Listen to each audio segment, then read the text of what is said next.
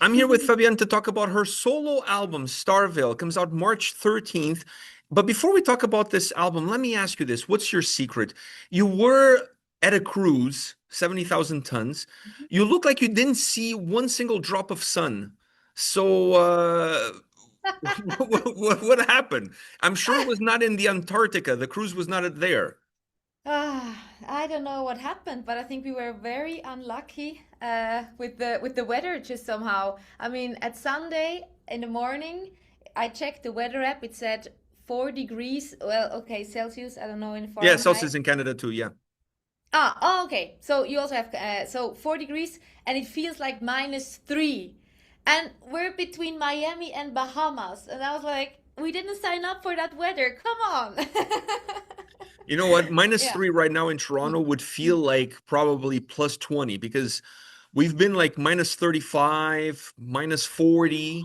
A couple of weekends ago, we went to minus 50. So Oh, I tell you, if we had minus five, I would be walking in shorts. oh my God, so cold? So cold. Definitely not the time What's for you guys up? to come here on a tour. Let me tell you, like it's freezing. It's Hmm. freezing. It's I've been in Canada since 1996. I do not remember ever being this cold.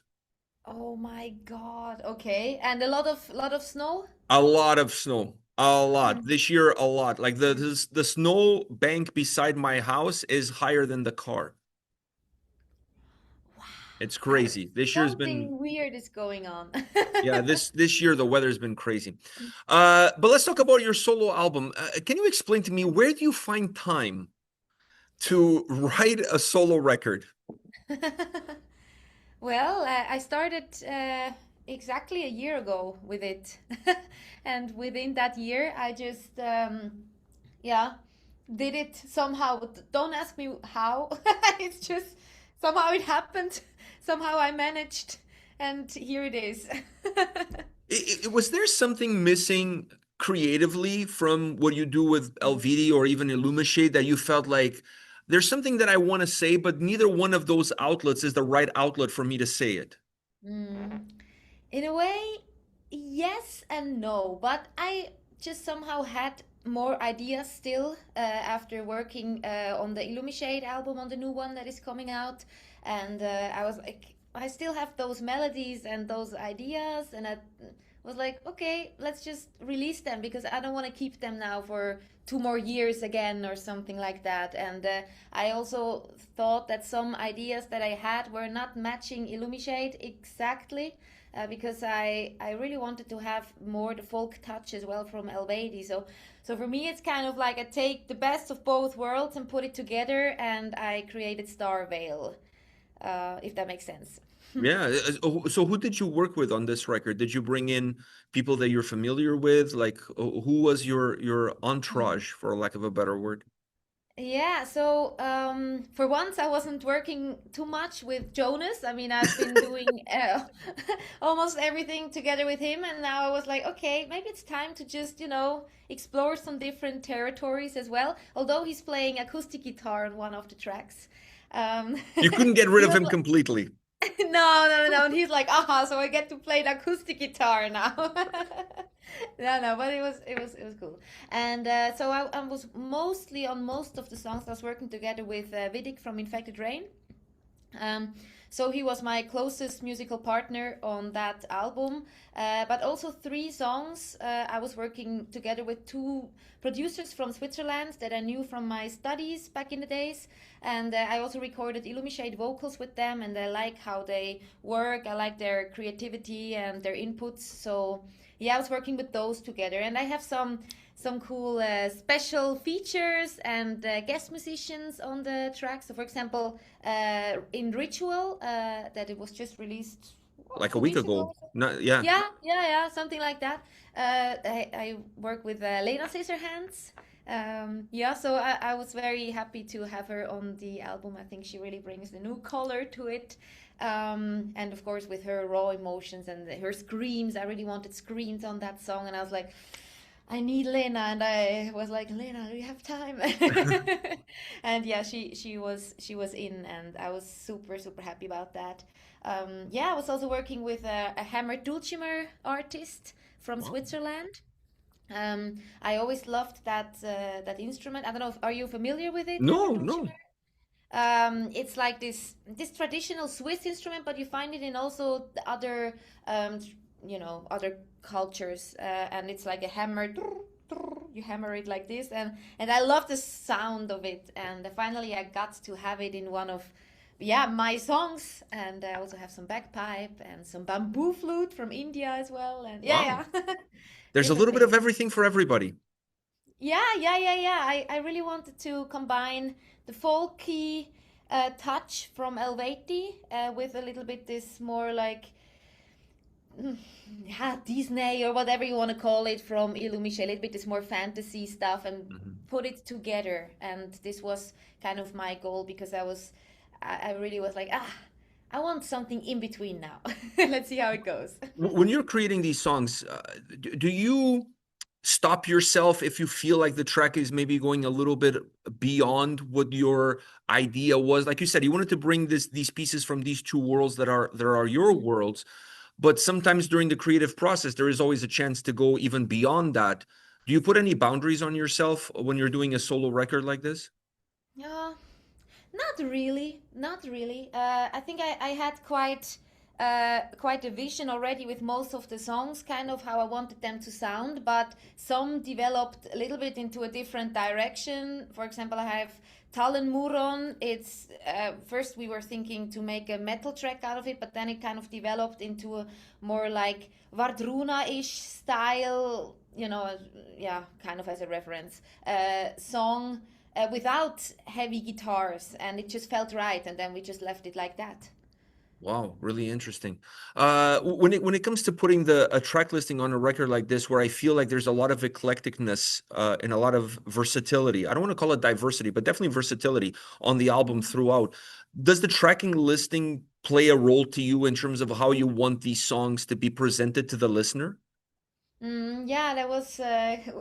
I had quite a discussion together with Vidic from Infected Rain. We were like, I was like, I need some help with the order, and we were trying different orders and listen to it, how it feels, and so on. So we really were putting a lot of thought into how they're placed, and also you can find in the album quite some, like, let's say, Easter eggs. I don't know. I love that when you find it in an album. Like, let's say you find a little melody that was in this one song, you find it back in the 13th song, or it's, or suddenly the chorus melody that was sung is now played by a violin, and so on. So I have many of these small things here and there in the songs, reoccurring motifs and melodies, and I wanted to make it to place them right, so they're not exactly after each other. So for the nerdy ones, that they, the nerdy listeners, that they were like, wait, but I heard this melody like 5 songs ago. All these things I'm are definitely interesting. one of those nerds. I love that kind of stuff. I love like when records connect songs like that, or even the melody that opens up the opening track on the record. Then you kind of get hints of it as the closing song on the record as it closes off. So if you're listening to the album in a loop, it creates a full loop. You feel like it's just that never really ends. I Mhm. love that kind of stuff. I think it gives the album more value. You're not just putting value on the individual songs, you're putting value in the overall collective. Yeah, absolutely. I feel it like you. I love that, and I come from the, like, let's say I have a little bit of a musical theater background, and they do that often with reprises, or I don't know how to say it in English, Hmm. reprises. And I always love that when during a musical theater show you hear a melody, you fall in love with it, and then a little bit later you hear it in a completely different setting, and I always love that, like, wow, the melody stays, but the setting is so different, and it brings different emotion to it, and I really wanted to try that out in this album. You always bring, speaking of emotion, you always bring emotion to everything that you do. There's always a certain level in the lyrics and the way you deliver your vocals. When you're doing a solo record like this, which all the weight of the world is on your shoulders, there's nobody, you can't blame nobody for anything. It's just all on you. Does that make it more personal? Does that make it more emotional? I think so. I think so in a way, not to put down the work to that I did with the bands. It's just maybe just different. But yes, you're right. All the weight is on my shoulder. I'm also releasing it independently, so Independently, no yeah. label. Yeah, everything. I mean, I'm gonna take care of the pre-orders, selling, like sending the CDs and all this stuff. I mean, it's made with a lot of love, and I put a lot of effort in it, and it's in a way it feels like it's one of the most personal work I've done, because I am the one and only that is taking the final decision. Not like in the other bands where there's a discussion, which I also love. I love having discussions because I think if you clash, maybe something else can come up that is even Mm. better. Which now in this album, it was mostly me making all the decisions and having the vision, and it's a bit a new territory for me. But I think I learned a lot, not only as a musician, like working on these songs and saying like, yeah, I'm able to do that, but also with all the other aspects that comes around creating and releasing a record. So it's been a very good process for me, I would say. Uh, I always feel like when I listen to you singing that you kind of like open this door into your soul because you have such a great delivery, such a great voice that almost allows us to go through this I don't know, this veil and see a little bit more beyond the veil. When you're making an album like this and you're writing lyrics for something that it's very personal, it's you. Do you ever concern yourself of letting people in too much into who you are? Oh, actually, no, no. I I think that's even good if they really understand what I wanted to deliver. Or for me, music has always been some kind of escape from reality, and if I or like from from this world a little bit. I was always into a little bit more the fantasy aspect of music and escape into a world a little bit beyond ours. And if I deliver it, so people also that listen to it that it speaks in a way to them, whatever way this can be. This is kind of my goal, and if they get a moment to breathe and just to enjoy and dive into that world, that's kind of my goal, and I hope I can achieve it with that solo record. Do you plan on taking this on the road, like doing live shows, or this is going to be just your like a studio album?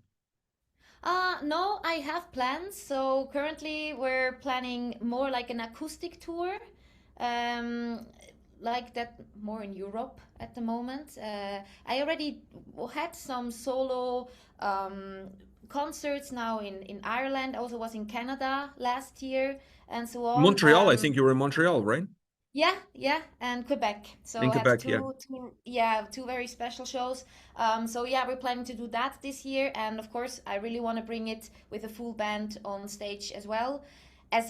Let's see how much and so on, but I really want to go for it. I really love the record. I love the direction with the compositions, and I have already a lot of ideas for a next one. I know already what I would have done differently on that record. I hope I can do it better for the next one or differently, whatever. You learn a lot. And of course, now when I listen, sometimes I'm like, this or that, I should have, you know, approached differently. And I think that's a great process. So I'm ready for the next one already, and definitely want to bring it on You're a stage. perfectionist. Like you're already like complaining about what you could have done better. The record is not even out yet. Yeah, but it's been finished for a few months for me, Oh yeah, for already. for you, you probably listen to it so many times you can have that more critical mindset. But it's just Yeah. funny that the album's not even out yet, and you're like, well, I could have done this better. I could have done this better. This better and this differently. Yeah, yeah, yeah. But I'm ready for the second one already. Yeah, I knew that you came to Canada last year. I saw the announcements and stuff. I wasn't in I'm in Toronto, obviously, as you know, but I wasn't in Canada at the time because otherwise I would have gone up there to see you. You always I so always so nice to see you live. Like the from the singing to the stage presence to everything that you bring to the table, regardless of what band or what project you're involved with. I always find it so mesmerizing. And that stage presence, in my opinion, is really important. When you have a solo project like this and you're doing something acoustic, how much work and thought process goes into that stage presence, into creating the right environment for the music to grow as far as the listener is Mm-hmm. concerned. Mm-hmm. Well, yeah, thank you so much. Yeah, for an acoustic setting, it's true. It's a very different setup than when you're with a band and you have the energy from the whole band behind you. And if it's more acoustic, it's so more ah, intimate. It is more intimate in a way, but I mean, not that a metal show is not intimate, it's just Hmm. kind of different. But I would say overall you're more alone, you're more naked and everything on stage. And I think especially with the acoustic shows, it's very important for me to have the right environment. So for example, on the shows that I played in Ireland or in Canada, I made sure we have a nice decoration, to really dive into this atmosphere, into the mood, and to have maybe some interactions with the crowd, and that we feel like one entity when we have this evening together. So for example, in Ireland, we made the crowd sing, just so we're all united and so on. And yeah, this is what I love about the acoustic sets. You also have some more time to talk in between the songs, maybe tell here and there a story about songs, or let Jonas do a joke or whatever. If I will go with him on this acoustic tour actually. And it's a I'm little telling you, bit you can't get rid different. of that guy. No. He's just too good and too good of a friend of He's like mine, of that course. carry on that you have for years. The wheel is not working very well. It's a little dented, but you love that carry on. You love that suitcase. You just don't want to get rid of it. No, no, no, no. It would be wrong to get rid of it. Absolutely. No, Uh, no, no. I love him. Yeah. when you're putting these kind of shows together, considering they're acoustic, how much do you have to rework some of your songs to fit Mm. that setting, to fit that sound and that style? Mm. Yeah, in a way, a lot. From a metal song to get back to, a piano song. But at the same time, most of the songs that I compose are they start with a piano. It's kind of my way of composing most of the melodies and so on. So in the end, it's kind of like going back to the roots again more. Um, but of course, I mean, I want to have different. Oh, I'm sorry. I want to have different sounds to it. So I want to have a guitar, or maybe at some point even bring the harp, or I don't know, just experimenting with different things, not only having the piano. So that's why I prefer to have also a guest musician with me, just to bring an additional energy and an additional sound to it. But pretty much for most of the songs, it's actually going back to the roots. Yeah. Oh, really interesting. Do you mentioned there you already have some stuff for the next record? How are you going to tackle that? Because you have a busy schedule, so are you going to give yourself a timeline, or this is going to be like Mm. a work in progress of labor of love? When you feel like Mm. you're ready, then you're ready. It's maybe something a little bit in between, because I feel already ready, but my time schedule doesn't allow to now fully dive into it, and I need to plan it a little bit ahead, like, because also at some point it's easy to just oversleep that time frame where you actually were home and had time, and then once you realize, oi, I should actually maybe have a new single coming out then and then, but I am on tour all the time now with Helveti, blah, blah. Until then, so I need to plan ahead a little bit, but also I don't want to put too much pressure on it. I think this wouldn't help, and there's already enough stuff to take care with Helveti and Illumishade. But definitely, like a good, let's say, balance of it. And you with the experience that you have now doing this as an independent release, is that something you would continue going forward with future solo records? Um, I actually, at the moment, enjoy this process a lot. I mean, it's also a little bit more pressure on me, but also More I work keep all the too. rights. Yeah, more work, more pressure, but I keep all the rights. I can do whatever I want. I don't have deadlines, which can be a bad or a good thing at the same time. But I enjoy that actually a lot. Everything is under my control. Let's see how it goes. I am very excited for it. The feedback so far for the singles have been great. So I will see where it leads. But for now, I can say I think it was, at least for this record, for sure the right move to do it independently. Well, let me tell you this. You have the voice that could sell ice to Eskimos. So you can pretty much do whatever it is that you want to do. Oh, thank you. Oh, that was very beautiful. That's how I feel about your voice. You could read the grocery list and it would sound amazing.